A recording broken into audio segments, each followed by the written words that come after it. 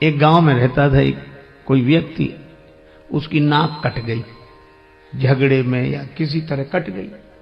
अब कौन वहां तक पता लगाने जाए, कट गई।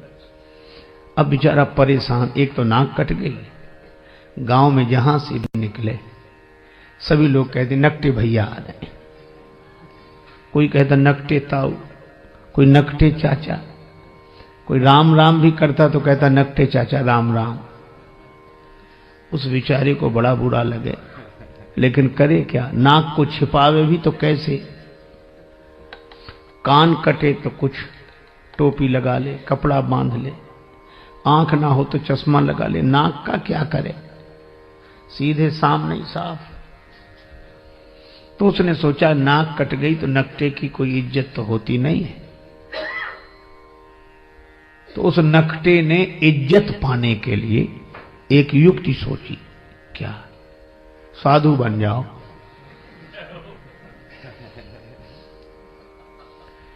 ताकि हमारी कटी हुई नाक पर ध्यान न जाए।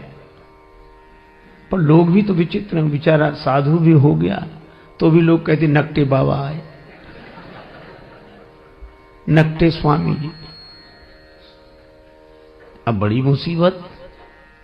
और कोई कहता नकटे, तो दूसरे लोग डांटते है, ऐसे बोलते हो, साधु हैं ऐसे मत बोलो। तो उसे लगता कि शायद पक्ष में हो, लेकिन वो भी यही पूछता कि महाराज कैसे कट गई।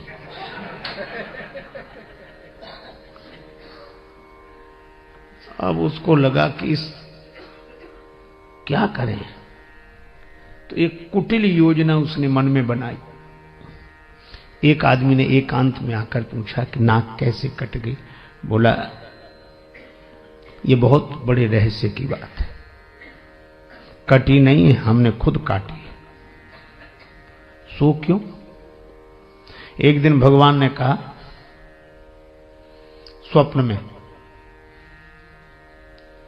तू मुझे चाहता है, मेरा भक्त है, तो मेरे लिए क्या कर सकता है, तो मैं तुझे प्राप्त हो जाऊं।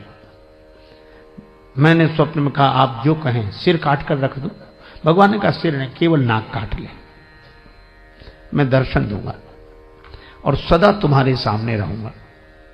तो जब से नाक कटी, काट दी मैंने, भगवान प्रकट हो गए और देखो ये दिख रहे हैं सामने, दर्शन रहा, हा जय हो प्रभु, ये भगवान दिख रहे हैं, हमेशा रहते हैं, हमको खूब दिखते हैं। और भगवान ने एक बात और कही थी कि तुम जिसकी काट दोगे उसे भी दिखेंगे।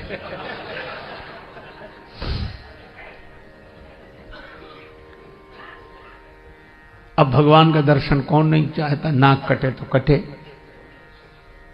बोले लोग भले ही कुछ समझे, नाक कटे तो भगवान मिल रहे। तो कहा एक बात है, क्या,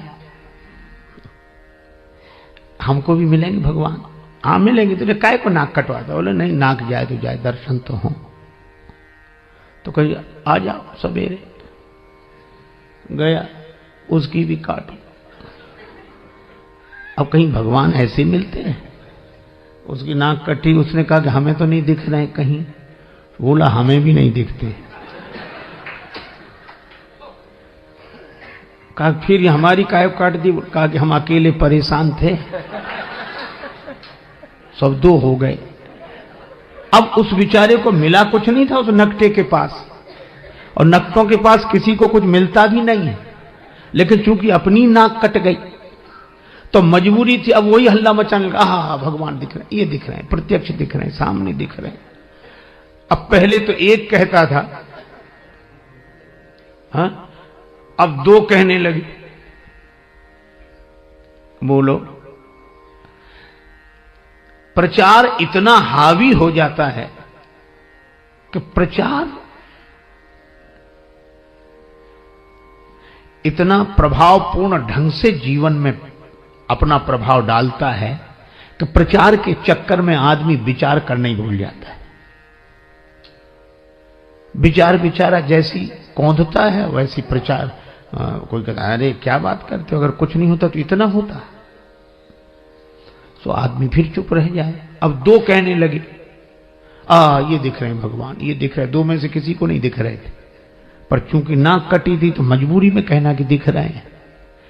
तो तीसरे ने भी कटवा लिया, अब तीन हो गए। अरे 3 क्या, उन्होंने 300 कर दिए, धीरे धीरे 3000 हो गए, इतने नाक कटी। अब जब भीड़ हो गई तो आदमी को विश्वास करना मजबूरी थी कि मिले होंगे भगवान, इतने लोग नाक कटाते। नकटों का समूह चल पड़ा, भीड़ की भीड़ नकटों की, किसी को कुछ नहीं मिला, सब हल्ला मचा रहे, झूम रहे, ना ये मिल गए, ये मिल गए। वो तो एक साहसी आदमी आया, उसने कहा हमारी कटी सुकटी औरों की तो बचा लें। तब उसने हिम्मत करके कहा कि यहां कुछ नहीं है। यही है, भीड़ के साथ एक ही शब्द है, भाड़।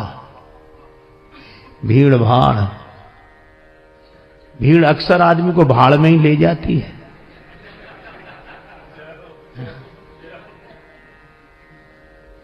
अब प्रचार की क्या बात कहें, आप अन्यथा न ले, मैं श्री राम कथा ही कह रहा हूं।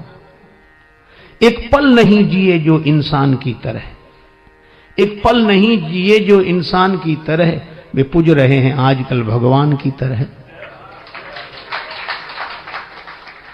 एक पल नहीं जिए जो इंसान की तरह, वे पूज रहे हैं आजकल भगवान की तरह। मेहरबानी मीडिया की, मेहरबानी मीडिया की, रुपयों की वजह से दुनिया में छा गए हैं तूफान की तरह। उपदेश दे रहे हैं औरों को शांति का, उपदेश दे रहे हैं औरों को शांति का, और आपस में लड़ रहे हैं पहलवान की तरह। और फूलों की तरह खिलते मिलते नहीं हैं संत, फूलों की तरह खिलते मिलते नहीं हैं संत, टीवी के खुलते खुलते दुकान की तरह।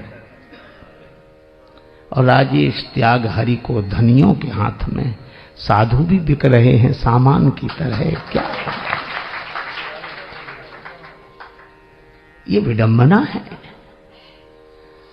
और यह बात मुझे तब याद आती है जब मैं सोचता हूं कि राम जी के दर्शन के लिए अयोध्या की देवियां भी गई, पर सहज श्रृंगार, क्योंकि जानती हैं भगवान सहजता पर रीझते हैं।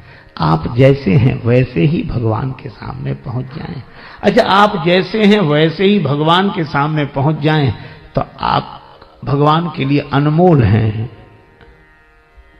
और अगर आप जैसे ही हैं वैसे ही दुनिया के सामने पहुंच जाएं तो आप करोड़ों के भी हों तो 2 कौड़ी के,